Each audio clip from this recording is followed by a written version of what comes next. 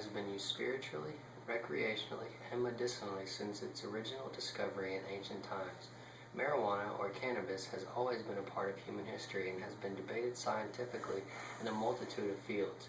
In the United States, cannabis is the most widely used drug in the market, although cannabis has the sole distinction of being both an illegally abused substance and prescribed medicinally in multiple states in the United States.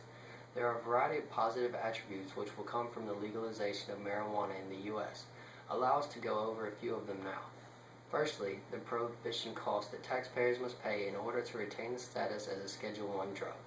Secondly, the fact that marijuana would become one of the most lucrative cash crops for a single state can be idolized by the success in California, accounting for $14 billion a year in annual revenue. Finally, to discuss the large cost of marijuana-related charges implemented on U.S. prisons annually and why there should be a cost of zero. I, as an engineering student, economical analyst, and full-time stoner, personally have been an amateur lobbyist voicing my opinion on marijuana for at least a decade. It all started in the beginning of high school while going over drug-related statistics with a school-sponsored DARE officer. I will be going over the immense prohibition costs forced on the taxpayers year after year. Onwards from this subject, we will discuss the idea behind cash crops in America and how marijuana could lead the way into a new revolution with its $100 billion annual industry. Lastly, I will go over the large portion of marijuana-related charges implemented on U.S. prisons and taxpayers annually, as well as why there should be no annual cost. The U.S. marijuana industry is an annual business that costs taxpayers $41.8 billion in enforcement costs and lost tax revenues, according to a study to be published in 2007. Government assumption presumes that approximately 29% of U.S. GDP ends as some sort of tax revenue. With that said, let us talk statistically. Of the $113 billion, that is 29% of the GDP, the industry could yield a staggering $31 billion in taxes, assuming that marijuana offenses, which are 5.54% of all arrests, take an equal share of the country's $193 billion criminal justice expenditure system. Getman finds another $10.7 billion in annual savings. In other words, the $10.7 billion saved from the legalization of marijuana outweighs the tax revenues that we face now by fighting it. Now, allow me to start again by stating a standard statistic. Marijuana remains the largest cash crop in the United States, even despite law enforcement spending an estimated $20 billion annually to pursue efforts to outlaw the plant. Now, what a cash crop is an agricultural crop which is grown for sale to return a profit.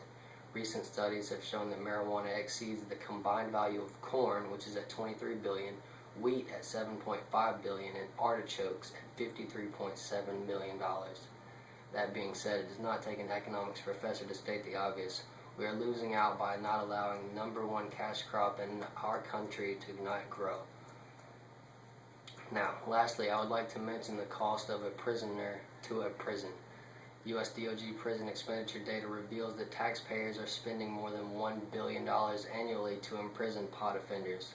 In reality, 1 out of 8 U.S. drug prisoners are locked up for pot.